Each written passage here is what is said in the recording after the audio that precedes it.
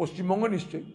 हाँ दीदी आशेन एखाने ओखाने मोदी है तो मुमकिन है, एखाने दीदी है तो और भी मुमकिन है, उससे मोदी से ज्यादा मुमकिन हो सकते हैं।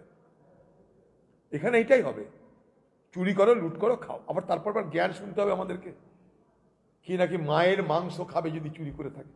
আমরা এই কথা বলছি না যে নিয়োগে চুরি করেছো কিনা, আমরা বলছি তোমার 17টা হোটেল হয়েছে কিনা খোঁজ নিয়ে দেখো। আমরা বলছি নবীন প্রবীণের যে লড়াই, সে লড়াইয়ের স্ক্রিপ্ট তৈরি হচ্ছে বিজেপির দপ্তর থেকে। যেদিন থেকে খোকা বাবু দিল্লিতে ইডির দপ্তরে হাজিরা দিয়েছিল, মনে করে দেখুন 9 ঘন্টা তাকে জিজ্ঞাসাবাদ করা ছিল, তারপরের দিন থেকে পাল্টি খেয়েছে খোকা বাবু, কংগ্রেসের বিরোধিতা শুরু করেছে। আগামী দিনে অবাক হবেন না এই খোকা বাবু যদি বিজেপির প্রজেক্টেড চিফ মিনিস্টারের মুখ হয় বাংলায়, অবাক হবেন না, অ্যাডভান্স বলে রাখছি। তাই ইডি সিবিআই খোকা বাবুর প্রতি চুপ, চুপ মানে চুপ।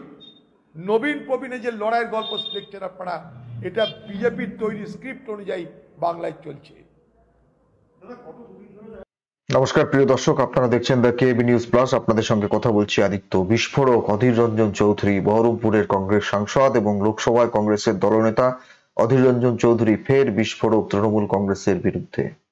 ইনফ্যাক্ট বলা ভালো, রাজ্যের মাননীয় মুখ্যমন্ত্রী মমতা বন্দ্যোপাধ্যায় এবং ওই খোকা বাবু বলে যাকে বলেন তার বিরুদ্ধে একদম বিস্ফোরক। তিনি বলছেন যে এই যে নবীন প্রবীণের যে দ্বন্দ্ব, এটাও বিজেপি স্ক্রিপ্ট করে দিয়েছে, সেই বিজেপি স্ক্রিপ্ট অনুসারে চলছে। এবং আরো একদা এগিয়ে তিনি বললেন যে এই যে আগামী দিনে যদি পশ্চিমবাংলার বিজেপি প্রস্তাবিত মুখ্যমন্ত্রী হিসেবে ওই খোকা বাবুকে দেখা যায়, খোকা বাবু বলতে উনি কার কথা বলছেন আমি আর বলছি না, আপনারা বুঝে নিন, তাকে দেখা যায় তাহলে আপনারা অবাক হবেন না। এত দূরে গিয়ে অধীর রঞ্জন চৌধুরী কথা বললেন এবং বললেন যে যদি আগামী দিনে তাকে মুখ্যমন্ত্রী হিসেবে বা মুখ্যমন্ত্রী বিজেপির প্রস্তাবিত প্রার্থী হিসেবে তাকে দেখা যায় তাহলে আপনারা অবাক হবেন না। অবাক লাগছে না এই মুহূর্তে দাঁড়িয়ে, কারণ সামনে লোকসভার নির্বাচন।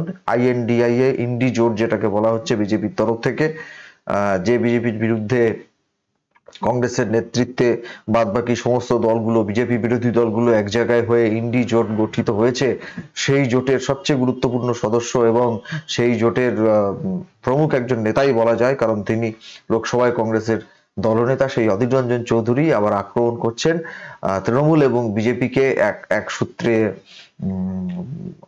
এক তীরে বিদ্ধ করে আক্রমণ করছেন। বলছেন বিজেপির প্রস্তাবিত মুখ্যমন্ত্রী প্রার্থী যদি হিসেবে খোকা বাবুকে দেখেন, তৃণমূল কংগ্রেসের সেকেন্ড ইন কমান্ডকে দেখেন, তাহলে আপনারা অবাক হবেন না।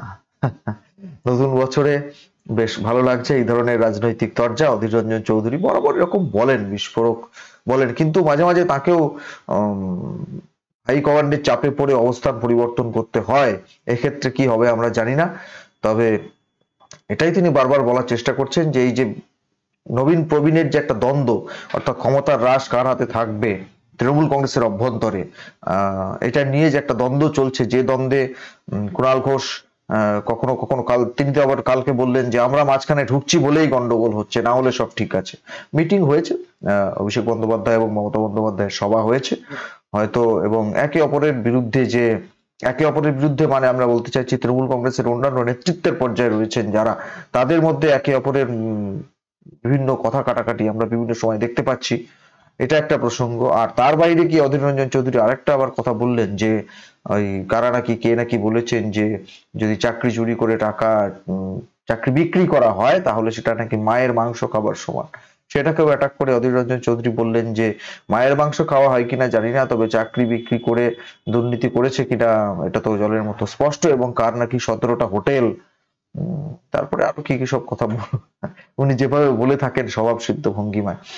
এটা একটা গেল। আরেকটা দিক, অধীর রঞ্জন চৌধুরীকে প্রশ্ন করেছিলেন সাংবাদিকরা যে এই যে দেশ জুড়ে যে পরিবহন নীতি কেন্দ্রীয় সরকারের, তার বিরুদ্ধে যে ট্রাক ধর্মঘট চলছে বিভিন্ন জায়গায়, সে প্রসঙ্গে বলতে গিয়ে তিনি বলেন যে IPC CRPC উঠে গেছে ভারতবর্ষ থেকে, এবং সেখানে যে 3টি গুরুত্বপূর্ণ আইন লোকসভায় পাশ করা হয়েছে, বিল পাশ করে আইনে পরিণত হয়েছে, যে সংহিতাগুলো অর্থাৎ দণ্ড সংহিতা, ন্যায় সংহিতা ইত্যাদি বর্তমান সরকার বলছে আমরা সংসদের অভ্যন্তরে সেগুলো নিয়ে বিরোধিতা করতাম, কিন্তু তার আগেই তাদের সাসপেন্ড করে দেওয়া হয়, তাদের বাইরে বের করে দেওয়া হয় কার্যত, এবং বিনা বাধায় ওই সমস্ত বিলগুলো কেন্দ্রীয় সরকার পাশ করে নিয়েছে। এটা নিয়েই তিনি বলতে গিয়ে বলেন যে একদম কালা কানুন, জনবিরোধী আইন, সমস্ত কিছুতেই শাস্তি, মাঠ ভেঙে জল ঢুকে পড়লেও তার মধ্যেও কোনো সন্ত্রাসবাদী কার্যকলাপ আছে কিনা এটা দেখে শাস্তির ব্যবস্থা করা হয়েছে। এমনকি তিনি বললেন যে কোনো বিবাহের ক্ষেত্রে দেখা হবে যে বিবাহটা সত্যি সত্যি মন থেকে মেনে নিয়ে হয়েছে নাকি সেটার মধ্যে কোনো রকমের কোনো চালাকি করে বিয়ে করা হয়েছে, তাহলে সেক্ষেত্রেও কিন্তু আপনার শাস্তি হতে পারে, এমনকি ফাঁসি হতে পারে। শুনুন অধীরবাবু কি বলেছেন, তারপর আসছি এ নিয়ে দু একটা কথা। শুনুন। একদম সঠিক কাজ করছে, সঠিক কাজ করছে, একদম সঠিক কাজ। ড্রাকোনিয়ান ল, এটা একটা অমানবিক, গাছ জোর যার মুলুক তার, এই মানসিকতা থেকে ভারতবর্ষে 3টে লিগাল ল পাস করানো হয়েছে। আমাদের দেশে আইপিসি উঠে গেছে, সিআরপিসি উঠে গেছে, এভিডেন্স অ্যাক্ট উঠে গেছে। এখন সেই সমস্ত আইনের মাথায় যা যা লেখা হয় সেগুলো বুঝতে গেলে আগে সংস্কৃত পড়তে হবে সবাইকে। মানে স্বৈরাচারী ব্যবস্থা চলছে। একটা ট্রাক ড্রাইভার সে কোথায় কিভাবে গাড়ি চালাতে গিয়ে অ্যাক্সিডেন্ট করে, তার পিছনে কারণগুলো অনুসন্ধান না করে তাকে আগে থেকেই সাজার ব্যবস্থা, প্রতিটা ঘটনায় সাজা। আপনার এলাকায় মনে করুন নদীর বাঁধ ভেঙেছে, সেই বাঁধ ভেঙে জল ঢুকেছে আপনার গ্রামে, সেখানেও আতঙ্কবাদী তকমা পেতে হতে পারে আপনাকে, আপনি সেখানেও টেররিস্ট হয়ে যেতে পারেন। এ বাংলায় কেউ কারোর সঙ্গে বিয়ে করবে, সেখানে লিখে দেওয়া হচ্ছে ডিসিটফুল ওয়েতে করছে কিনা, সেখানে চালাকি হচ্ছে কিনা। চালাকি করে বিয়ে করলে তার যাবজ্জীবন, ফাঁসিও হতে পারে। বলুন কোথায় যাবে? চালাকি করে বিয়ে হচ্ছে না মন হৃদয় আদান প্রদান করে বিয়ে হচ্ছে, সেটাকে একটা সরকার দেখবে? সেখানে অপরাধটা কি দেখুক? নানা রকমের জটিলতায় ভরা। আমরা এই আইনের বিরোধিতা, আমি নিজে স্ট্যান্ডিং কমিটিতে ছিলাম, তার ডিসেন্ট নোট, তার বিরোধিতা করেছি। পার্লামেন্টে তো করতাম, তার আগে আমাদের সকলকে 146 জন এমপিকে পার্লামেন্ট থেকেই তাড়িয়ে দিল এই আইনটা পাস করানোর জন্য। এই আইন জনবিরোধী আইন, শ্রমিক বিরোধী আইন, সাধারণ মানুষের দুর্বিষহ জীবন আগামী দিনে এই আইনের জন্য ভুগতে হবে, আমি আগেই বলে রাখছি।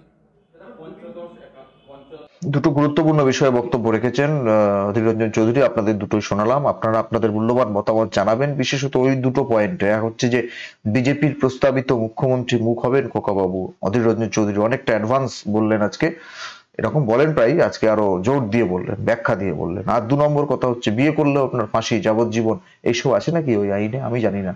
আপনারা যদি এই আইন কেউ ইতিমধ্যে বিল পড়ে থাকেন বা খসড়া আইন যেটা হয়ে গেছে সেটা পড়ে থাকেন, তাহলে আমাদের নিশ্চিতভাবে জানাবেন, এতে গোটা দেশের মানুষ জানতে পারবেন, অবগত হতে পারবেন। নতুন বছর শুরুতে এরকম একটা বিষয়, সুতরাং সেটা আপনাদের কাছে রাখলাম। আপনারা আপনাদের মূল্যবান মতামত কমেন্ট বক্সে কমেন্ট করে জানাবেন। আপনাদের সঙ্গে দেখা হবে পরবর্তী প্রতিবেদন দিয়ে। ধন্যবাদ।